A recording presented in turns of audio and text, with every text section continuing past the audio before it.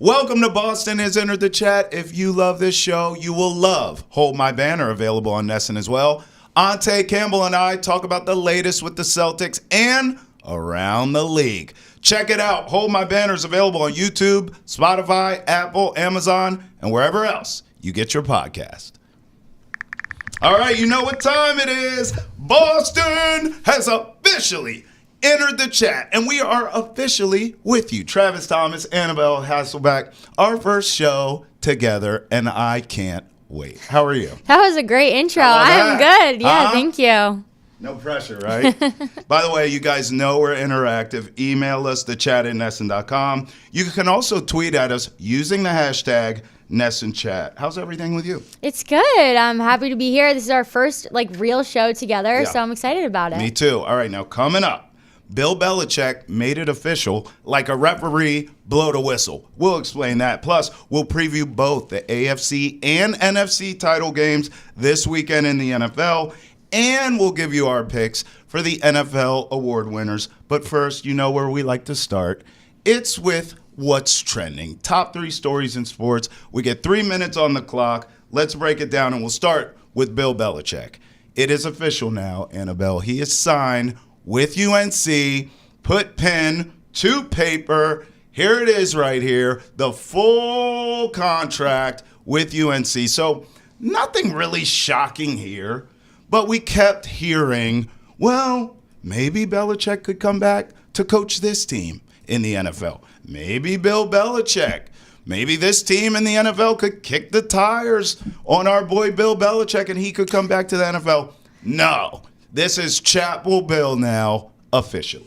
I'm glad because there was all this talk for so long since he took the UNC job of, he could go to the NFL, he could go here, he could go here. And so I'm glad that rumor is finally done and that it's not actually happening because he was all in from the time that he decided to go to UNC. He was all in. And even today, he was at Zavarian Brothers High School in Westwood, Mass, recruiting kids. He had visits with a few kids at the school on the football team. And I think he signed a St. Seb's kid too. So he is in the state of Massachusetts recruiting, and you're not doing that if you're half in, half out with the Tar Heels. So exciting for those Massachusetts schools. You know they're going to roll out the red carpet anytime Bill Belichick's in the room. Okay, we'll talk about how we think he'll do there.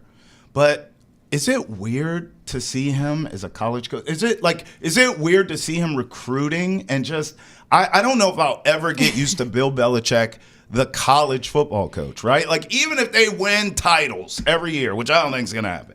But if they do, I can't unsee Bill as a Patriots coach or just Bill, the NFL coach. Yeah, maybe. I think from people in Boston, maybe they have that hard time. But I think what's really funny is just, not with college, you will have kids who are in school. So there's also that whole responsibility of, where are my players? Oh, well, they're in class.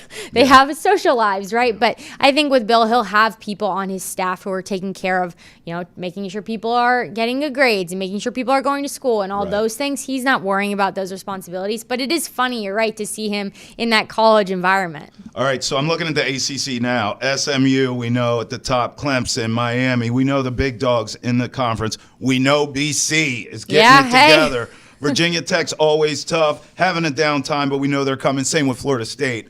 How do we think Bill's going to do, though, with the Tar Heels? Year one. Yeah, that's good. Well, I'm sure that he is setting the culture right? And the guys who were too afraid when he came in, they booked it. They took off. They're like, I'm not going to mess with Bill Belichick and what he's bringing. So I think within that building, there's got to be a lot of excitement and there's got to be a lot of buy-in, right? You're not staying a part of that program unless you're like, Bill, tell me whatever it is and I'm going to do it. Right.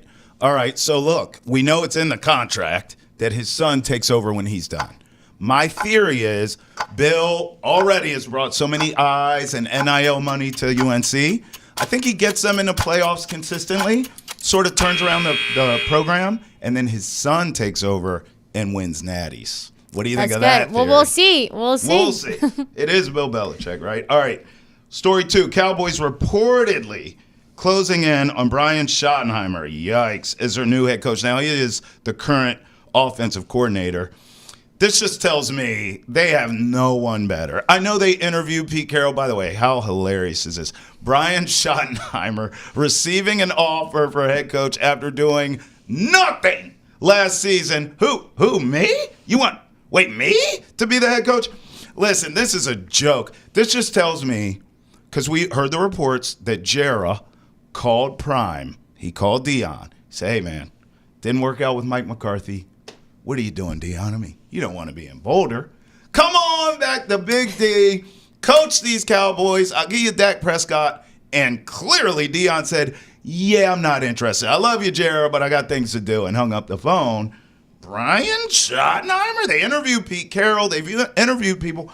Brian Schottenheimer? Come on, Annabelle. Yeah, well, I think if Dion went to the Cowboys, he would be the star, right? And Jerry Jones is a guy who always wants to be the star. He wants to be able to be marketed himself. But I think looking at it from like, the Cowboys have invested so much in Dak Prescott. Yeah. They don't want to bring in someone totally new that's going to change anything up, right? They kind of want to keep it status quo with what they've had. So I think keeping Brian in that same sense, like you're not really ruffling any feathers. You're keeping it pretty similar. In-house. And what's interesting about Pete Carroll, too, is Pete Carroll was the head coach above Schottenheimer in Seattle. So, you could have a situation if that Pete Carroll discussion is actually valid and real. You could have a situation where Pete Carroll comes in and Schottenheimer gets to keep his same role. So I think regardless with the Cowboys right now, the Schottenheimer hire, he has been around the league a lot in many different positions as an OC, and he has that experience, but also having that Pete Carroll opportunity, we'll see. I think they made a mistake not giving Mike McCarthy what he wanted. It came down to the years, the length of the contract. I think they fumbled this because I understand Mike McCarthy's standpoint of, listen, Dak Prescott went out. We had all kinds of issues, and they still were a pretty good team. To be honest, and I know he's won a Super Bowl, so I don't want to be too crazy here, but I thought this was one of Mike McCarthy's best coach seasons that we just saw because it should have been a mess in Dallas. McCarthy kept them in it till towards the end of the season. They were fighting for a wild card there until the last couple weeks. I think what the Cowboys should have done is just gave Mike McCarthy what he wanted in terms of length of contract, 4 years, whatevs. And then if it didn't work out, fire him and pay him out. That wouldn't be Jerry's first time doing that. What's a big deal anyways? Yeah. All of a sudden, the older Jerry gets, it almost feels like he's getting cheaper. And I think it's because, when you mentioned don't let him hear you say that. Well, look, the proof's in the pudding, but I think it's because of what you said. They have invested so much in Dak Prescott that they're sort of handcuffed to him as a quarterback now. All right, next one. A Bills fan who's a fisherman has decided, while fishing, every fish he catches from here on out, he shows them Josh Allen highlights. He says he will do this until his Buffalo Bills circle the wagon and win a Super Bowl. Is this creepy, funny, or what is it? It's all of it. But I was doing the math, and it's like, regardless if they do go all the way and win the Super Bowl, that's like 17, 18 days. So this guy's got to be not only, sticking to his claim, but he's got to catch the fish to be able to show the video. So I don't know. I think it's hilarious. But I do think that he's not the only one, right? This might be the only video that went viral and is posted, but there has got to be a lot of Bills fans who are out there saying, I'm going to do fill in the blank until the Bills win the Super Bowl. All right. I don't know, set tables on fire, stand on the top rope and jump through them until the Bills win the Super Bowl like that. That's what Bills Mafia does. Look, I feel sorry for the fish. I appreciate the guys throwing them back, but the fish have to be like, bro, how many times are we going to do this? I told my cousin last week that you were going to do this to me. Now you caught me. Yeah. Now I got to go back home and tell them I watched another Josh Allen highlight. I think, Finding Nemo and all of them are sick of it. They're sick of it. Bills, please, for all the fishies in the sea, can you just win the Super Bowl so the fish can go back to minding their business? I mean, this has to be annoying to the fish. That's good. I don't know. I don't feel like I've ever done anything to this extent, but with a fan base at least, have you done anything? No. I'm going to do this until this outcome happens? No, I think maybe betting. I think I could see, I feel like I've bet on a team and tried to will them till I've hit a bet. And, I've just gone broke. No big deal. Yeah. Are you a big fisher at all? No, I fished growing up with my grandparents before, and Eastern Connecticut, but no, I wish I was a good fisher because people always talk about the peace that it brings you. It's so tranquil, but I don't know. I haven't had much success. I'm bored when I fish. Yeah. Like I've only gone a few times in my life. All my friends, all of them are huge. Like they would do this. They would catch a fish, show them little highlights and throw them back. I could see any of my friends doing that, but when I go with them, I'm usually just the beer drinker. And like hand them the bait, and I'm the helper. Everyone has a role that is so important because if they're happy, you're happy. The fish are getting caught. You understand me because they don't like it. They're like, "Come on, get in here." And I've tried. I've never caught a fish in my life. You've never caught a fish, not never one, once. not one. Oh, you know why? That's where this pain is coming from. It's attention span. I get so bored. Yeah. I'm just like, what are we doing? Like, I don't want to stand here and just wait. And they're like, oh, you got to wait. It's so peaceful. It's so serene. Meanwhile, I need another beer at the buzzer. Oh, that was good. That was good, right? It was a little early. If you're enjoying the conversation, be sure to tune in Monday through Friday to Boston Has Entered the Chat. We talk about all the latest news and sports in Boston and around the country each and every day. You can find us on YouTube, Twitch, Spotify, Apple, Amazon, and wherever else you get your podcast. All right, this is the weekend. It's time. We'll start in the AFC. Oh, I got to give like my NFL Films voice. Instant classic. The Bills go into Arrowhead Stadium. Josh Allen takes on Patrick Mahomes. And this time, it's personal. Who do you like? Yeah, that was good. I had to give you a clap for that one. No, I'm so excited for this game. It's like it really does feel like an NFL Films. It's like a movie. This is what we would have said at the beginning of the season, right? What the game that we all wanted to see. So I think it's going to be a really close game, and I'm excited to watch. I am too. All right, we're going to get into all the predictions, right? But let's just talk emotions here. Let's tug some heartstrings. I am sick and tired of the Chiefs, and I think a lot of people are. But more so than that, more than me being sick of the Chiefs' dominance and the dynasty, I am rooting for the Bills. Like they are the lovable losers. Everyone thinks, oh, Patriots, how could you root for the Bills? The Patriots beat the hell out of the Bills forever. It's not a real rivalry. Does that make sense? Yeah. Like, of course, they're in your division. Of course, you don't like the Bills. But really, the Patriots have slapped the Bills around for so long that a lot of me is happy to see the Bills have some success. And they've been knocking on this door now, this championship door, in recent years for a long time. Going back to when I was a kid, they would make it to the Super Bowl consecutively 4 times to be exact.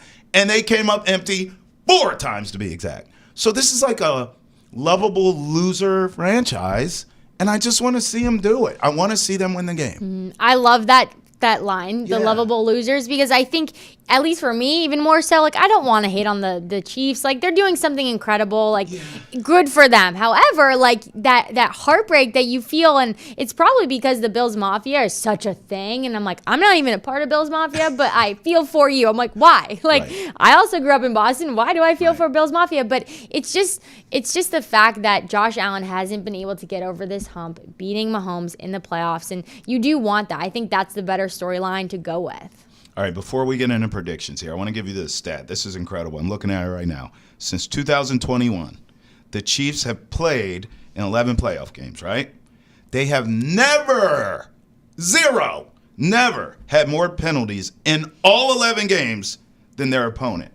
So we hear this narrative. It's the Chiefs and the refs against the opponent, right? But the numbers don't lie. Is it really a narrative? Now, some of me is a little defensive here because outside of New England, for years, everyone said, well, Tom Brady gets every call. Well, the Patriots get every call. Well, Bill Belichick, they get every call. So I do understand where this narrative comes from, and I do understand sort of the plight of the opponents dealing with this. But listen, the proof's there. I don't know what the numbers were during the Brady era with the refs like this, but this tells you that the Chiefs definitely get the benefit of the doubt as it pertains to the zebras on the field. That's what it is. It's benefit of the doubt. Yes. And it's in the subconscious of the refs, right? They're humans, Right. okay? Like the league, too, they want to see their face of the league, Patrick Mahomes, and really the Chiefs right now, they want to see them do well. They want to protect them, right, in that sense. And so when you see, like we saw with Jared Goff got blown up, right, last week. And so I think part of that is just, you got to deal with it like this. They're human, right? And so it's unfortunate because that stat is real and they have to, opposing teams have to know that this is probably what we're going up against, but then cater your game plan to it, right? Like know that that's probably going to happen and you might have to play a little more excessively or hands off in certain ways. I don't know if you heard the Brady comments. Tom Brady was just saying, like, all players really have a certain responsibility to protect themselves out there, but he also did say, I don't like, and he said Patrick Mahomes specifically, he talked about everybody, but he said Patrick Mahomes will pull up right at the sideline and try to manipulate getting a flag, getting a push or a late hit there. I thought that was interesting coming from Tom Brady, too, who we didn't see get outside the pocket a ton like we do Patrick Mahomes, to be fair. No, not Brady at all. stood in the pocket and picked you apart. Mahomes can do that, but he also gets away. I thought that was interesting coming from Brady. But listen, kudos to Mahomes. We've seen this in the NBA, too. Right now, SGA's doing it. James Harden comes to mind, of guys who drive to the hoop and try to initiate contact and get to the free throw line. But that's the game. But that's like, the game. I was getting coached to do that in women's, like, when I was 8, right? Like, I even had a girl on my AAU basketball team say, hey, when I go for layups, I slap my own arm with my other hand because I want it to look like it's part of the game. Yeah. And so I think the part that you need to, battle is like, their refs are human. It's going to happen and like understand that. But there's also a savviness to it, right? And the Chiefs know that. And that's probably why Patrick Mahomes does what he does. Pulls up late, slides late, right? Like he's manipulating and using it to his advantage. It's not cheating, but you're using the refs and you're using the bias that they have. Yeah, no doubt. And even to stay with the refs for a second here, Josh Allen's at a disadvantage. Because Mahomes, to your point, sort of the game within the game, he's crafty, right? Josh Allen will run you over. He just doesn't care. He does not care. He's not going to play that game within the game. If you hit Josh Allen, it's because he brought it to you. And if you don't hit Josh Allen, he will run you over and continue to run. So I actually think because of that, as it pertains to the refs, that's a disadvantage to Josh Allen in this game. Lamar Jackson can maybe play that type of get by the sideline, sort of give myself up, and if you get a shove, you'll get a flag. Josh Allen's not even interested in playing that. No, but I love that. And I think what's so funny is before the season even started, Josh Allen was having conversations just with his team as a whole. All right, I'm not going to do that. I'm not going to run through people. And that's exactly what he has done this season. But it's kind of fun. It's entertaining. And I think that's why I enjoy watching the Bills so much is because you have a guy at quarterback who is willing to put his head through someone. Right. And I think not only does that help you get yardage and help you score in the red zone, but it also just helps the culture on the team when you see your quarterback and the leader of the team who kind of has this don't touch me, right? I wear a red jersey at practice. Like when you see that guy going into literal war, that makes everybody else want to play harder. Yeah, I agree. All right, so let's break it down then because I'm going to need scores. I'm going to need the ebb and flow of the game. I'm going to need all your predictions with this one. It should be noted is we're going to talk about these quarterbacks during this whole segment, of course. Josh Allen, 4-1 against Patrick Mahomes in the regular season. We saw that even this season. He seems to have his number, right? Patrick Mahomes undefeated against Josh Allen in playoff games, 3-0. Should be noted. With that being said, your prediction, please. My prediction, I'm going to go with the Bills. And I just think it's because this is the storyline that I want to go with. And Josh Allen, he's been Superman, hopefully, and for my opinion, should get MVP. I think so. And so I think the Bills with that behind them, like it's a lot of pressure, right? Like it's almost more pressure, I think, on the Bills than it is the Chiefs to win this game. And so for that reason, I'm taking the Bills. Give me a score. I think the Bills win by 1 touchdown. I don't know what it's going to be, but I think they win by 1 touchdown. That's actually pretty. Look, if you told me before this game that, you looked in a crystal ball and you said the Bills are going to win by a touchdown, I would be shocked. I wouldn't be shocked with the Bills winning the game, however, and I am willing, Annabelle, to walk down this path with you. Okay. Now, thanks, I appreciate it. We're going to look real bad on Monday, possibly, but I'm walking down this path with you. I'm going to go Bills too. I think we're going to get a low-scoring, defensive chess match type of game, which, God, even saying that out loud, how do you bet against Andy Reid in that moment, right? Like, they have the advantage at coach, obviously. They have it at quarterback, too, but at least it's close. It ain't close when it comes to coach. But I'm still going to give the Bills a benefit of the doubt here, and some of it is because I just don't think the championship window is as open as the Bills fans think. I obviously, you have a Josh Allen. Every year you're going to be in it. You're going to make the playoffs because he's just that good. He's from outer space somewhere. But I think psychologically, I mean, we've already seen different iterations of the Bills against the Chiefs lose. Remember, they had Stephon Diggs. They were high-flying, high-scoring. Josh Allen's putting up all these numbers from throwing the ball. Well, this iteration of the Bills is much different. They're efficient. They run the ball. James Cook's physical. They almost play a lot like the Chiefs now. And I think they can out-Chiefs the Chiefs. I think the defense, the run game, and now you're taking pressure off of Josh Allen, where in the past it was all on him. I think in this game, low-scoring, bloody-nose style, kind of old-school playoff football, I think Josh Allen will make the plays when you need him. A handful of plays. Mahomes is great at this. A handful of times in the game, can you be special for me? Josh Allen can do that, and I think he'll have more success in the playoffs. Certainly we saw it last week, but I think this is the time they beat the Chiefs. And if they don't, I will never, ever go back down this path. But this once I'll walk with you. I'm going to go Bills 26, Chiefs 23.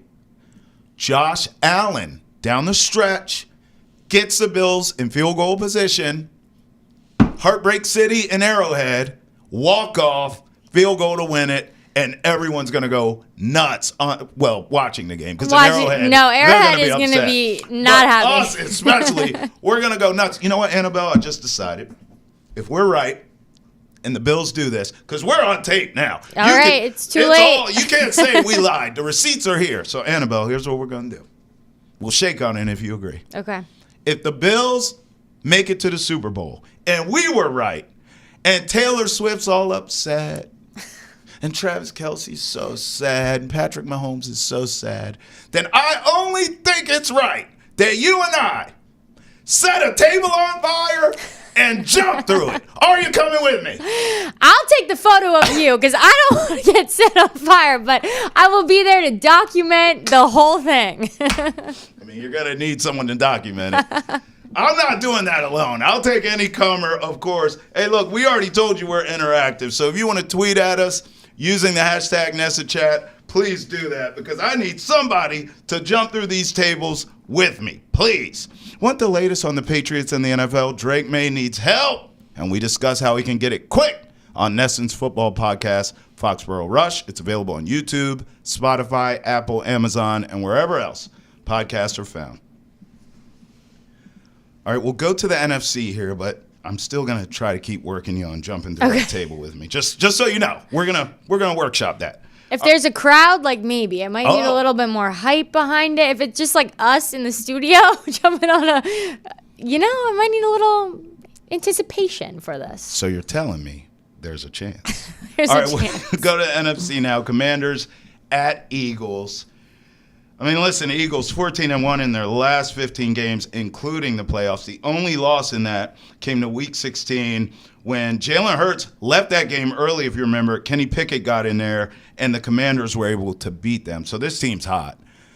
Do you see a path where the Commanders win this? How in the world can they win this game? 100%. It's because Jaden Daniels, right? Like, I think he has just blown people by surprise this year. This was not a team that anyone was really talking about could potentially be in this game, let alone the Super Bowl. Right. And so I'm thinking, like, I would put my money on Jaden Daniels. I would, leave it all out there because the Commanders have just taken a team that was one of the worst teams in the NFL last year. Right. And now look at them, right? Yeah. And so I think there's something, too, with a team that kind of comes out of nowhere and you have the rookie QB. There's something a little, like, mysterious about them in a sense. Right now. They're dangerous, right? Yeah. They're one of the teams that are going for it on fourth down when nobody else is, and they're doing well at it, right? And in that, I think it was the Lions game, They didn't convert on a fourth down. Then later in the game, when most teams and probably most coaches wouldn't go for it again, they went for it again, right? So this team has like this dangerous sense around them. And so I think there's 100% a way that the Commanders will win this game. Yeah, I agree.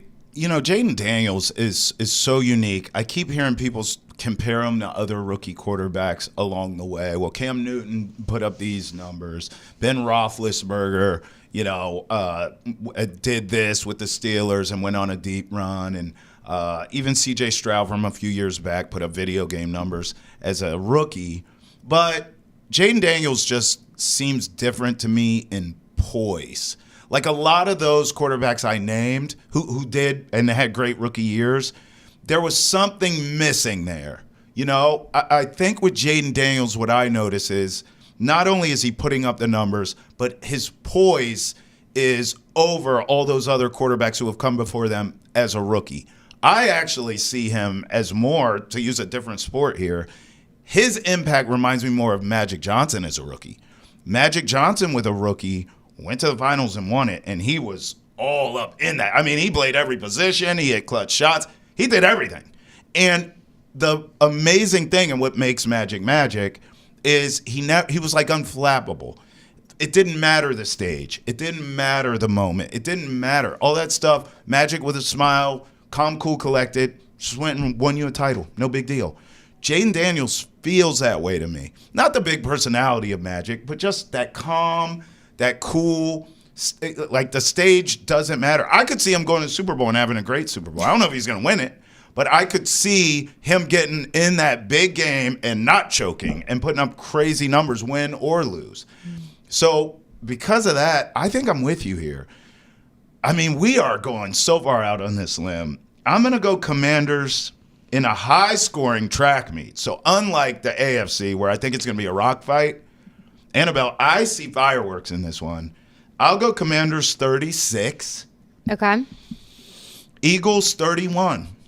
And by the way, it's Jaden Daniels leading the way, but I think because of the style in which this game will go, and I hear you, the Eagles defense, great, Trav. I get it. So's Jaden Daniels. I think he can put 36 up against this defense. The difference here, I think there's going to be moments in this game where Jalen Hurts has to stand in the pocket, has to stand and deliver. I don't know, 3rd and 7, 3rd and 8. I need a big boy throw from the pocket. I don't think he's going to do it. I don't think he can do it consistently in the game. We know he's dual threat. We know he can run. We know he's a big play. And I'm not saying he can't throw. You got A.J. Brown, you got Smith, you got weapons all over the place. But if I'm the Commanders, I'm coming in. You're doing the best you can to slow down Saquon Barkley. You will not stop him. We both know that.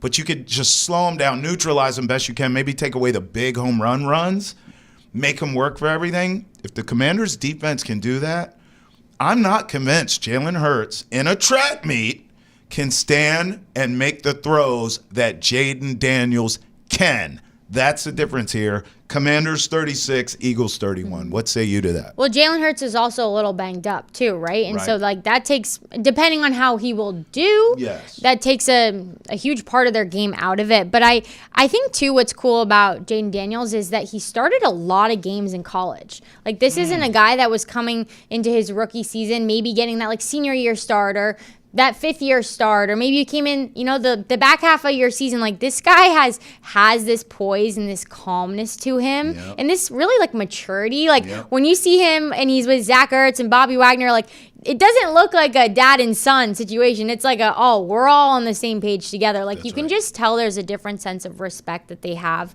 for one another. So I think to that point, I think Jaden Daniels definitely has that maturity because he's played and he's had that experience. I think that's a fair point, and it's LSU too, right? Like that's the other part of this is, he had those big games and those big stages because it was LSU.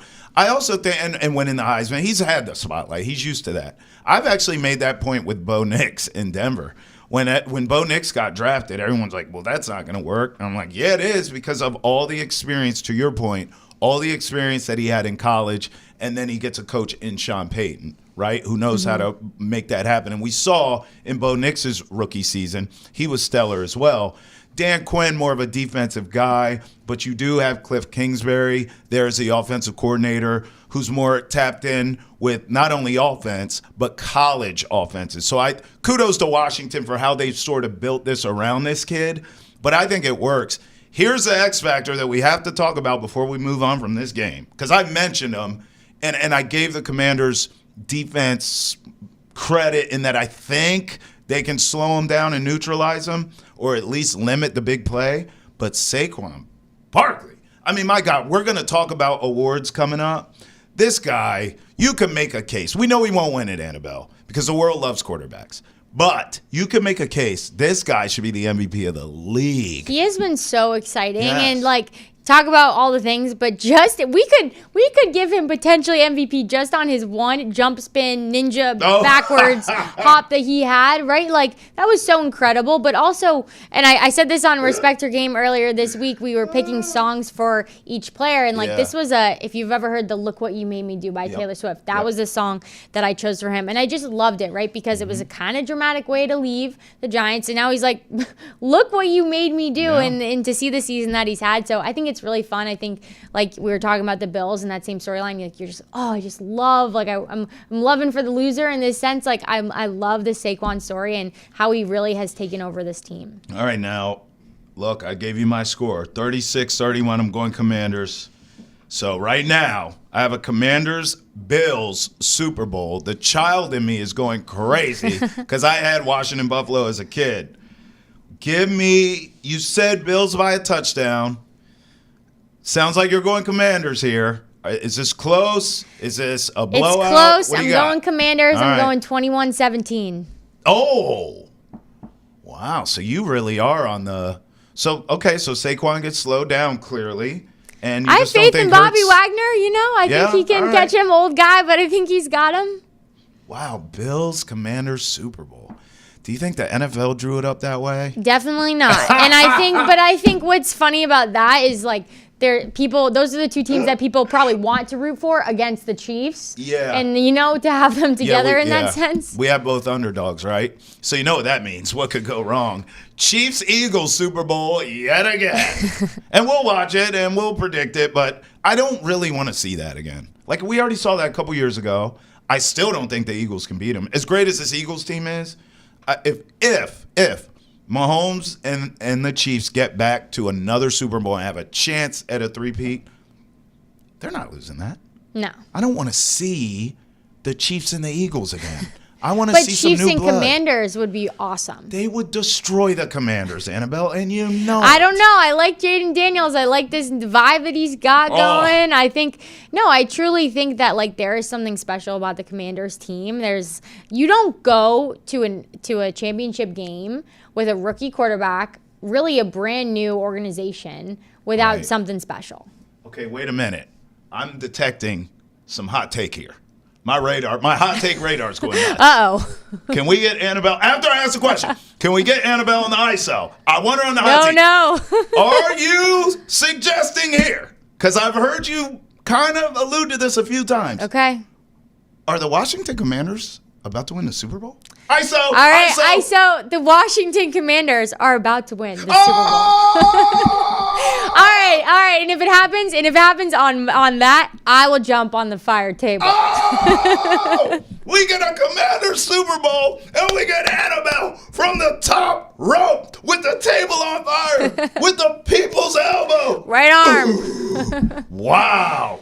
Kudos. We'll do it. That was fantastic. Man, I don't even smoke. I need a cigarette after that. For more on the Red Sox offseason, check out Nesson's Baseball Podcast, 310 Left. We know you have a lot of questions about the Sox future. Don't worry. We asked the players, coaches, execs, and alum those same questions on 310 Left. You can find it on YouTube, Spotify, Apple, Amazon, and wherever else you get your podcast.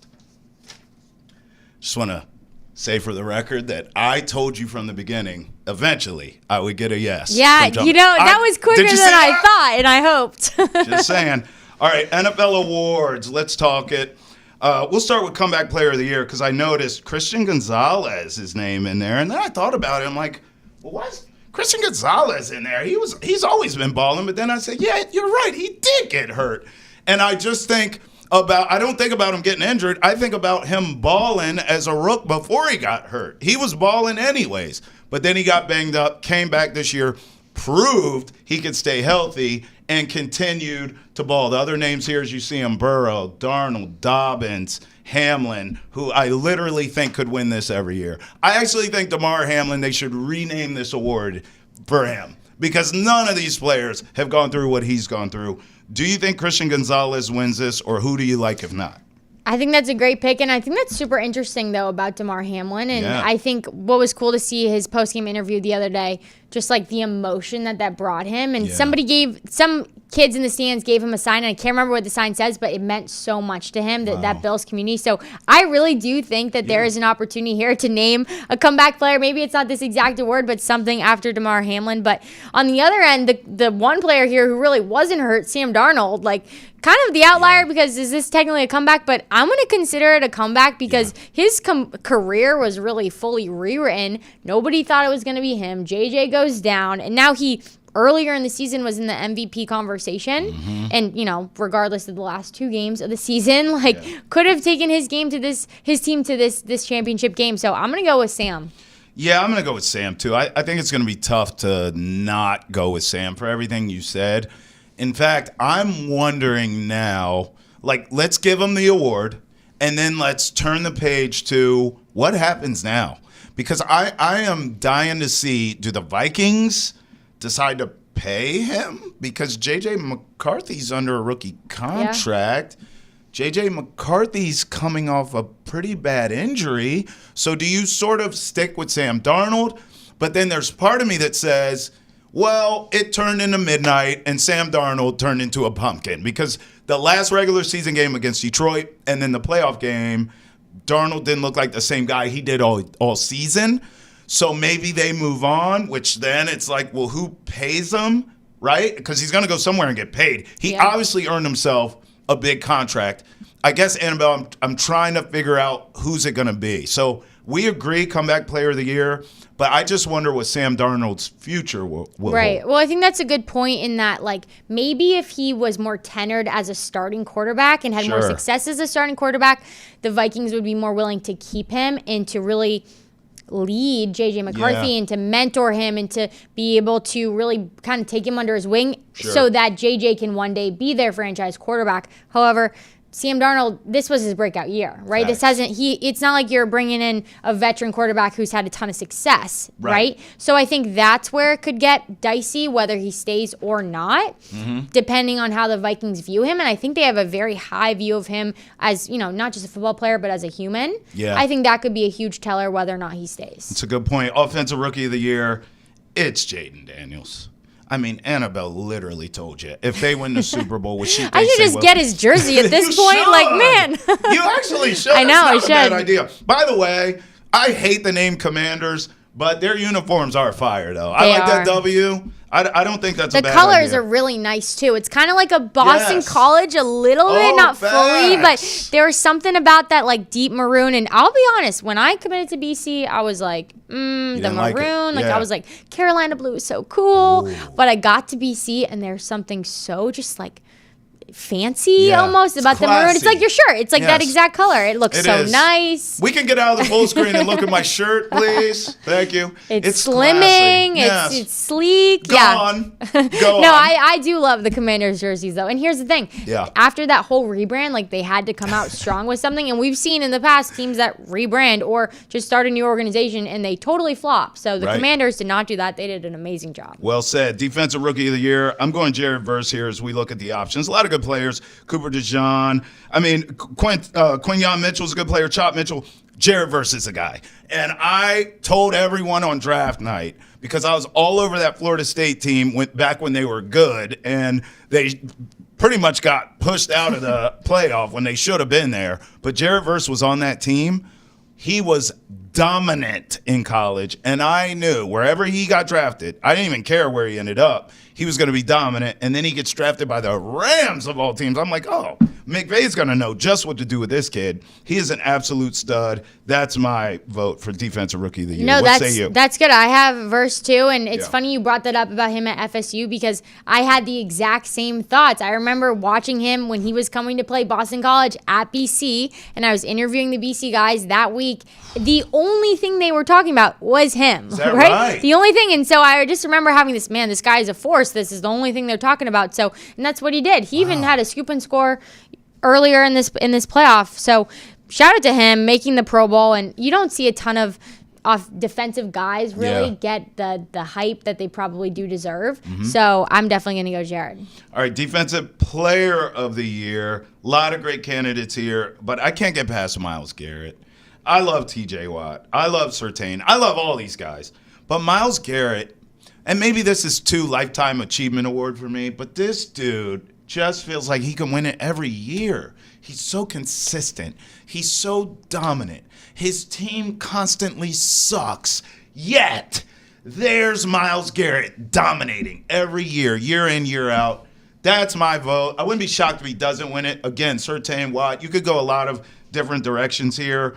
But honestly, every year I almost feel like I go back to Myles Garrett because he's just so consistent always.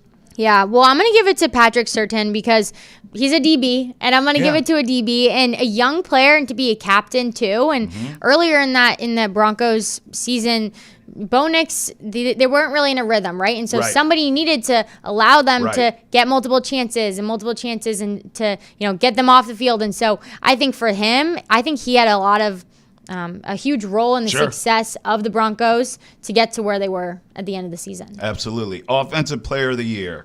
I mean, this is just a rock star lineup here. Barkley, Burrow, Chase, Derrick Henry, Lamar. You know where I'm going, though. We talked about him earlier. I think you called it some sort of like backflip ninja. Yeah, I know. So all the things. You could name every word for that. You make up Put words. him on the USA Gymnastics team. Come on. I got to go Saquon. Again, and I said this earlier, he could be the MVP, which we will talk about. But we know damn well he's not winning MVP. So the best thing to do here is to give him Offensive Player of the Year. But he has a real case for MVP. I have to go Saquon. You agree? No, because this is what I'm looking at. I'm looking at the names of MVP and then Offensive Player of the Year. And one person is left off of this.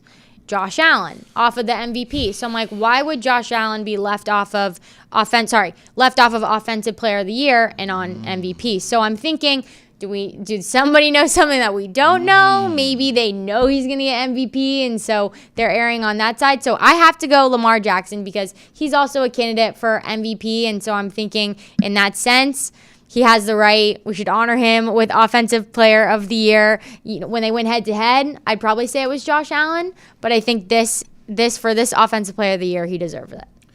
How talented is Annabelle? Not only will she jump through tables when the Commanders win the Super Bowl, but she's also the star of the new season of True Detective because she just sniffed that one out. That's fantastic work. I didn't even notice that. It's a communication major. It's fantastic work. Locked in on the words. All right, well, it sounds like MVP's Josh Allen in your book, huh? Yeah. I got to give it to him. Yeah. The Superman plays that he's had this year, like you said earlier, running through people, and this is like a Super Bowl or bust year for him. Absolutely. So I'm going to give him MVP. Yeah, I am too. I also think, and they say it's a regular season award, please. I think Josh Allen's performance and winning in the playoffs, not blaming Lamar at all, but I think beating him head-to-head for all the marbles, that likely, in my opinion, was the MVP right there. Definitely. Right? If Lamar goes out and goes crazy and they win the game and he puts up crazy numbers and Josh Allen didn't play well, well, there you go. Lamar's the guy. But I think and again, Josh did not have some great game. We've seen better games from him, but I think that was the difference, right? And you could make a great case for both all year. I'm going to go Josh Allen here, too. I agree with you. So we have Bills, Commanders in the Super Bowl together, and we both have Josh Allen MVP. I mean, honestly, Buffalo, what are you doing? Can you just come through? Send us some wings. The least you could do for us is send us some wings.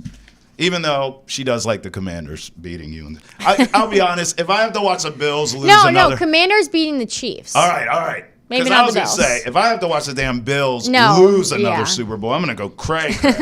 I need them to get that done.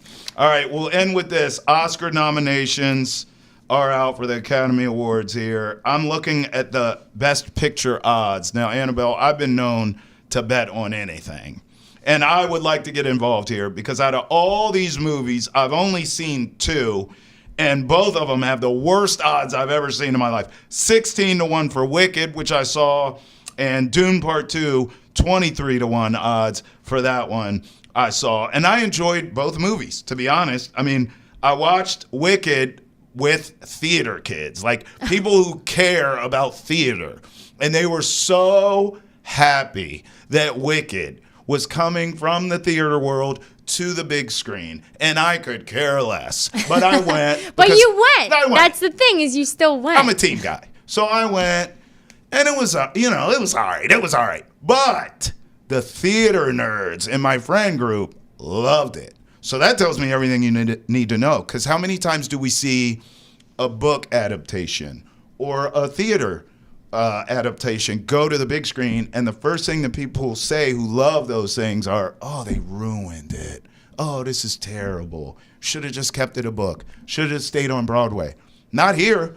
All the people who loved Wicked in terms of the theater aspect loved it on the big screen. That's all I needed to know. And by the way, didn't have a horse in the race, and I didn't hate it. You know what I mean? Yeah. It wasn't for me, but I didn't hate it. I was entertained. So I liked Wicked. And then Dune Part 2, Annabelle, I saw the first one, and I was so confused, I watched it twice. I liked it. I don't think I have ever watched a movie twice because I was confused. I was very confused. I did like it, and I could tell if I could figure it out, I would like it more. So I watched it twice, and it was fine. But Dune 2, like all great sequels. Okay. So I've never seen any of the Dunes. So give me like the synopsis. Oh, what do I can't. I need It's to know? too deep. It's too deep. That's why I watched the first Or one. you're just really confused about the movie. Yes, but I will give Dune 2 credit for this. Like every great sequel, it was more explosions, more violence. It was just like, it was easier to follow, more entertaining. So I like Dune 2. Neither one of them will win, though. Well, it's interesting what you said about the theater kids, because I would not consider myself a theater kid or like really a book person in that sense. But the books that I have read, that I went on to go watch the movie, and I would specifically say this in middle school with like the Divergent series, and you could even say, a few other things, but like when the book does not match the movie, that feeling, and I've only experienced it a handful of times, it is the worst feeling. So I'm glad that your friends that you went with were happy after that, because that car ride back from the movie theater could have been awful. I know. Are you a big movie person in general? I'm not. And I love movies. I just don't, never that person to be like, oh, I got to go to the theater to go see it. All right, we got to go watch the release. We were talking earlier in the office, what was the last movie that you saw? And I was like, did Barbie come out this year, I think? And that was last year, that right? was last. That was the last. That was probably recent, though. The last a year? Yeah, that's kind of recent. A lot of people haven't been to the movies in years. Okay. But what about at home? Like, are you like a Netflix movie watcher? Not really. Like, I love live TV. I love live sports. So I'm watching a lot of that. But I guess if there is a new Netflix movie, I'll probably watch it. Yeah, that's not that bad. Go easier on yourself. There are people who've not been to movies in many. It's fun. I like the movies. Well, I have kids, so I have to go to the damn movies all the time. I mean, every stinking kid movie that comes out, I have to go see it with them. So I've lost the joy of like, I want to go to the movies for a movie for me, I guess. But what's strange about me is as time has gone on, I've become less of a movie person, not because of my kids, but like back in the day, I remember going to Blockbuster and picking out 7 movies at a time and watching them all and then returning them and rinse, repeat, right? Mm-hmm. And what was the red something? Red box. Yes, that was like Same this thing. I loved going to the Red Box. Yes, Red Box was fantastic. And then with streaming, things changed. And now it's so easy to watch a movie that I've lost I don't know. The thrill is gone. The thrill's gone. But Right? it's exciting. Like, now the thought of going to a theater, like, I think I would really enjoy it, and it's something to do. But one of my biggest pet peeves in life, like, I hate this feeling, is when you go to a movie in the middle of the day and you walk out and you feel like you're sleepy or like, and then it's like bright outside and you got the rest of the day. I'm like, I will never see a movie that is in the middle of the day. I just can't do it. That shows how nice you are, though, that's your pet peeve from me. It is a pet peeve of mine. Most people are like, would you shut up there? We're trying to watch a movie. Or people are on their phone. It's very distracting in a movie theater. But no, listen, I would say I'm a movie buff, but I just haven't been on top of my game in years. That's okay. I think this is growth for us. I think both of us see where we can get more movies involved. I saw this list, I looked at it, and I said, I have not seen one of these movies. I haven't seen Wicked, so if anyone wants to go see really Wicked, good. let me know because I still need to go see it. By the way, I saw Wicked and Dune 2 as we talked about, but I haven't even heard of these other. The Brutalist. I'm sure all these are great. Some like theater people are going to come after you. Yes, we're offending everyone. I haven't even seen it. Oh no, there's like the Oscars we're talking about. Like there's a lot of movies we both could probably be like, yeah, I haven't seen it, but these ones we're going to be on a high alert. What about the Oscars? Do you check those out ever? I don't. I really don't. Less. I love watching for fashion purposes, but you're other like a than red that, carpet watcher, right? I do love that. I don't even watch that. I'm bored by the Oscars. Like I don't care about fashion. Thank you for complimenting my shirt because I just throw this stuff together. But I don't care about the fashion. The show itself is very boring to me. It just takes forever. It feels like it's 4 hours long. It's just like, just give the best picture and the best actor. But if you get invited to the Oscars, you're going to go. That is a fact. She's right about that. Annabelle Hasselbeck, it's been fantastic. Travis Thomas here, and thank you for rolling with us here inside Boston has entered the chat. Till next time, when we see you again, peace.